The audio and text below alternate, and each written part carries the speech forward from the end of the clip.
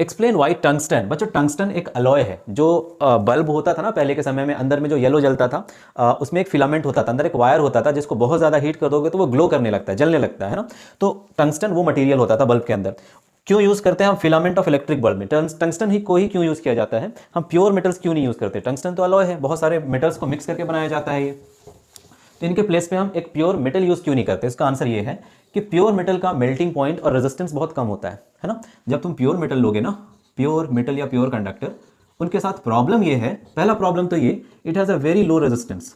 It has a very low resistance. तो sir क्या होगा अगर रेजिस्टेंस लो होगा? तो अच्छा है ना, ज़्यादा करंट फ्लो करेगा? नहीं, रेजिस्टेंस कम होने के कारण हीटिंग इफेक्ट नहीं हो पाएगा उसमें। H is equal to I square R T. Heating effect के कारण ही तो वो जलता है और ग्लो करता है, ज़्यादा हीट मिलेगा तभी तो वो जलेगा। तो अगर रेजिस्टेंस ही कम कर दोगे, रेजिस्टेंस कम करने पे हीट भी कम जनरेट करेगा, और जब हीट कम जनरेट करेगा तो ग्लो अच्छे से करेगा नहीं। तो हम क्या करते हैं, हम ऐसा मटेरियल चूज करेंगे जिसका रेजिस्टेंस ज़्यादा है। रेजिस्टेंस ज़्यादा करने से हीट भी ज़्यादा जनरेट करेगा, और इतना ज़्यादा हीट होगा कि वो जलने लगेगा, उसके बाद फिर रोशनी देने लगेगा। तो इसके साथ प्रॉब्लम ये है कि इसका रेजिस्टेंस बहुत कम होता है। दूसरा प्रॉब्लम ये है, इसका मेल्टिंग पॉइंट बहुत कम होता है, वेरी लो मेल्टिंग पॉइंट। अगर तुम इस मेटल से, प्योर मेटल से फिलामेंट बना भी देते हो और रेजिस्टेंस उसका किसी तरह थोड़ा बढ़ा भी देते हो, तो होगा क्या? रेजिस्टेंस बढ़ गया, अब उसमें हीट ज़्यादा प्रोड्यूस होने लगा।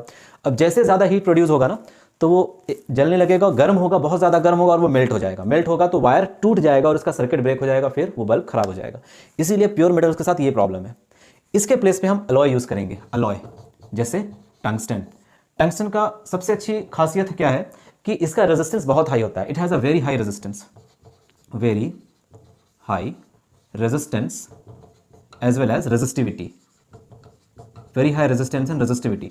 जिस मटेरियल का रेजिस्टेंस ज़्यादा होता है ना, उसका रेजिस्टिविटी भी ज़्यादा होता है। तो चाहे तुम इसको बोलो कि it has a very high resistance, या फिर बोलो वेरी हाई रेजिस्टिविटी, दोनों ही बात सही है। दूसरी बात इसका ये है कि अच्छा, इसी में हाई रेजिस्टेंस और हाई रेजिस्टिविटी में फ़ायदा क्या मिलेगा हमें? तो इसमें जूल्स लॉ ऑफ हीटिंग के कारण आई स्क्वायर आर टी वाले फॉर्मूला से हम देखेंगे कि रेजिस्टेंस ज़्यादा होने के कारण हीट भी ज़्यादा जनरेट हो रहा है, और वो ज़्यादा अच्छे से ग्लो भी कर रहा है। जैसे घर में हीटर वगैरह होता है ना, देखते हो ग्लो करता है बट वो जलता नहीं है, तो बिकॉज उसमें रेजिस्टेंस ज़्यादा है, इसीलिए। दूसरा चीज़ ये है कि इसका बहुत हाई मेल्टिंग पॉइंट होता है। It has a very high melting point. It has a very high melting point. It has a very high melting point. Glow करेगा बट ये जलेगा नहीं, मतलब ये जल करके पिघलेगा नहीं, मेल्ट नहीं करेगा, ठीक है। और तीसरा सबसे खास बात ये है कि हाई टेम्परेचर पे भी ये ऑक्सीडाइज नहीं होता है। It does not oxidise, it does not oxidise at high temperatures.